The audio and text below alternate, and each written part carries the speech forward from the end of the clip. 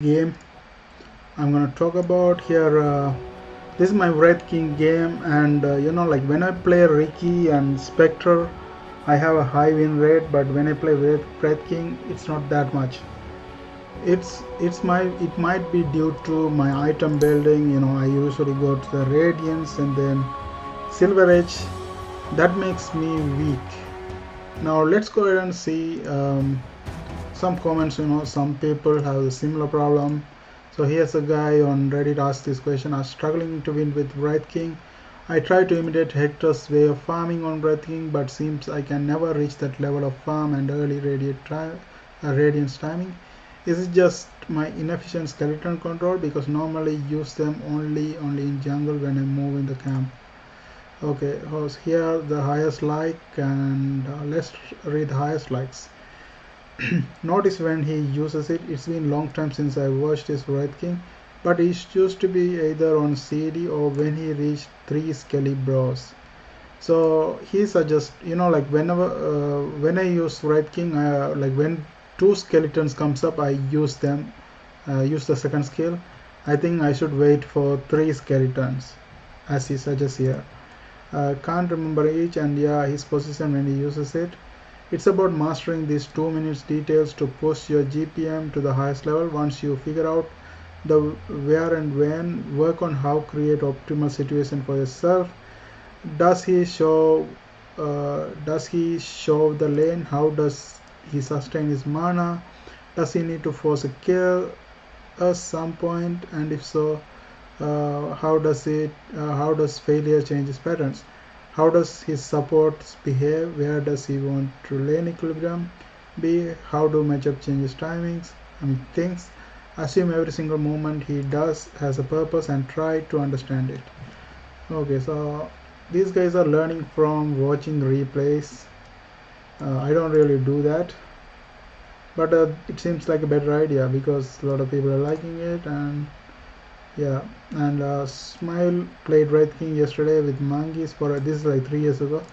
Yesterday with Monkeys Forever and Gunnar against Topson, and he had like 300 last hit in 20 minutes. That's a lot of last hit.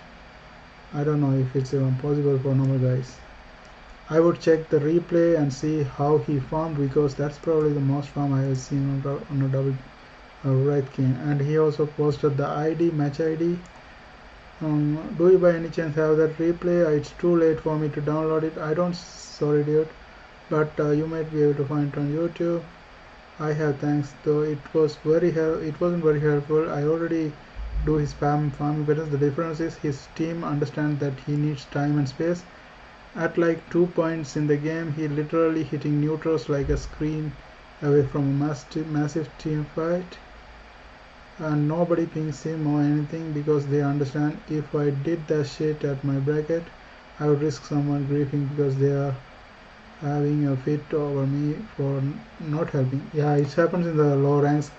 Like they expect you to fight in the early game, and when you're farming, your team doesn't really like you because you're not helping with the fights. So that's a problem with Wraithing, because he cannot fight early. He's very weak. He needs farm, and he's a late game hero. That's the problem. Put a ward in the jungle that shows the camps so the skeleton know to go farm without vision, just to push the lanes and die into enemy tower. So this guy is suggesting put a ward in your jungle so your skeleton won't just go to die in the enemy tower. Instead they go and farm your jungle. So that seems good idea, which may be okay if you farm the jungle yourself. Just be aware of that and check pro replays to see how they use the skeleton smartly with vision. And the last one, posting match link, more in-depth information with scenario etc. might help us to help you.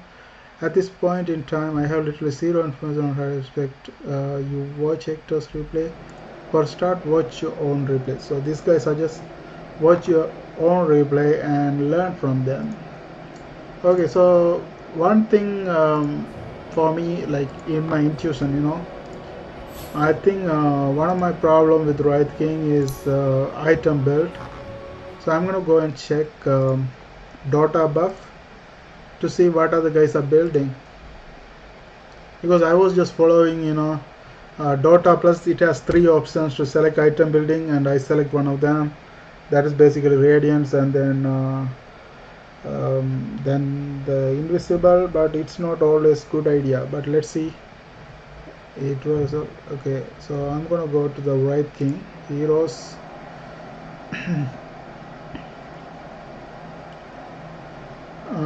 Wraith king. Okay. So these guys doesn't build. This guy didn't build radiance. So there are some people building radiance, but their build is a little bit different. And more people are buying the armlet of Mordigan, which I didn't do. This seems like a very good item. The reason is, like armlet of Mordigan takes the health away, but your attack has a vampiric effect, like the healing effect.